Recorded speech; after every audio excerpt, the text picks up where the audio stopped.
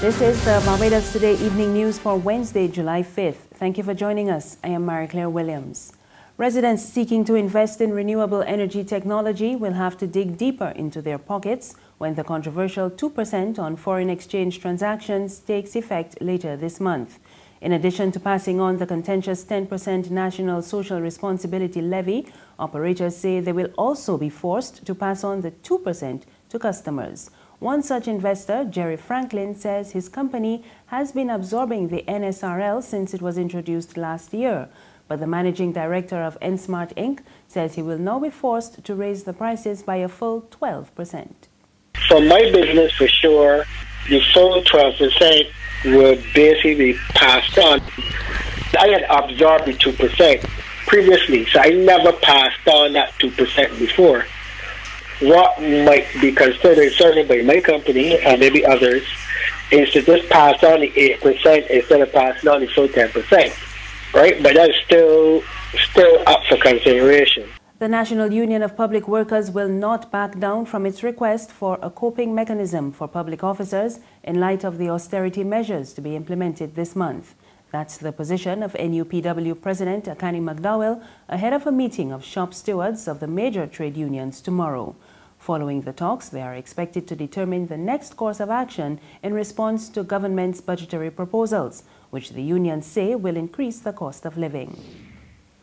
In other news, CARICOM countries have set themselves a 2019 target to meet some of the goals of the CARICOM single market and economy. Barbados presented a status report on the regional initiative during today's talks at the annual Heads of Government Summit in Grenada. Prime Minister Frundle Stewart, who has lead responsibility for the CSME, told reporters in St. George's that while member states remain committed, they have fallen short in some areas. It is recognized that the respective countries have differing capacities and therefore timelines are not being met with the kind of fidelity that one would expect, but the commitment is there, and therefore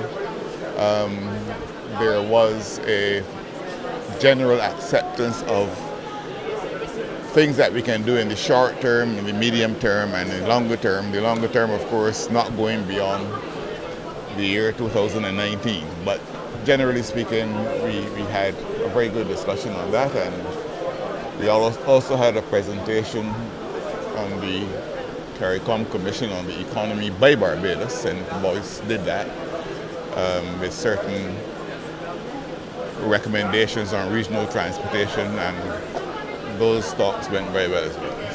The head of the National Council of Parent-Teachers Associations is calling for serious action to be taken against organizers of a recent fete after a video circulating on social media showed a young boy gyrating on an older woman. Sean Gibbs told Barbados Today he hopes the matter is fully investigated by the police, the Ministry of Education and the Child Care Board, and that the guilty parties will face prosecution at the end of the probe.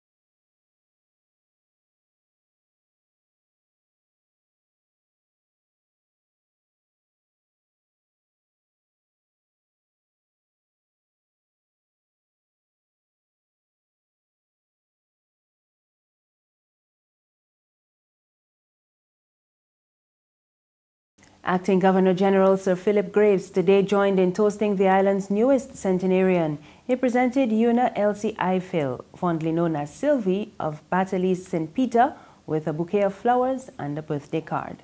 Sylvie celebrated the milestone with friends and family this morning, and she shared the secret of her longevity.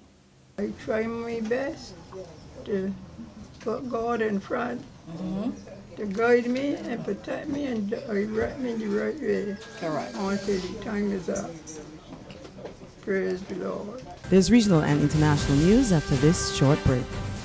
Who call and get your yams and potatoes? Wait, my girl, how you want to see you for long? I can't how you keeping, but you don't sell the nation paper no more. But that paper ain't selling. This month now I stop selling that. Look, one time I would have make a little dollar on the Sunday sun. But when Sunday night, I still trying to get the weather there. Well, you know you can't call that the Sunday sun no more. You're going to call that sunset news. Because at no time that news stale. People complain that them ain't got nothing in it to read, and the price keep going up all the time. A woman abused me so sick the other day, telling me that she does read Barbados Today online for free. I can't take that abusing soul, so I switched to my potatoes and yams. Well, let me tell you, at pork selling, you got to raise pigs. How much for the yams? Oh, 75 cents a pound. But that's cheaper than that stale news. Give me How much you want? a pound. Only a pound? Anyhow, these eating real good. Let me wrap them up for you. Come. The Barbados Today, news you can trust.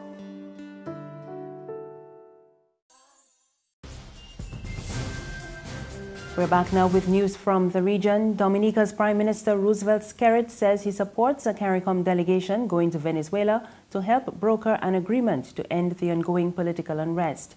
Skerrit told reporters at the 30th Annual CARICOM Leaders Summit in Grenada that his country condemns any form of violence and wants a peaceful dialogue with Caracas. His comments follow a call from host Prime Minister Dr. Keith Mitchell for the regional grouping to find the resolve to commit to a unified position on the current political climate in the South American country. Opposition forces have been staging daily street protests that have so far resulted in the death of more than 50 people.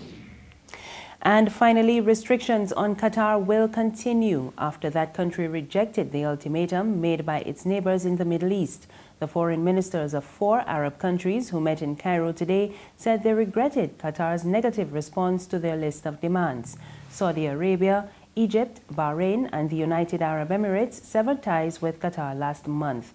They accused that country of supporting jihadi groups and called for major changes in its policies. The diplomats say Qatar lacks the understanding of the seriousness of the situation. We cannot have a country like Qatar that is an ally militarily and in the GCC and in the Arab League, and that hosts an airbase from which planes take off to fight ISIS and Daesh, ISIS and Al-Qaeda, and at the same time it turns a blind eye to terror financiers who operate openly in Qatar, turns a blind eye to extremists who advocate suicide bombings and advocate young men going to fight in war zones. We cannot have it both ways. And we're not doing this because we want to hurt Qatar. We're doing this to help Qatar because it will help Qatar, it will help us, it will help the region, it will help the world. That's news this evening. You can get more on our website, www.barbadostoday.bb. You can also subscribe to our e-paper, email updates, and like us on Facebook. You can find us on Izumi Media in bus terminals and Screenplay at supermarkets and gas stations near you. We're also on Mix 96.9 FM. I am Marie Claire Williams. Good evening.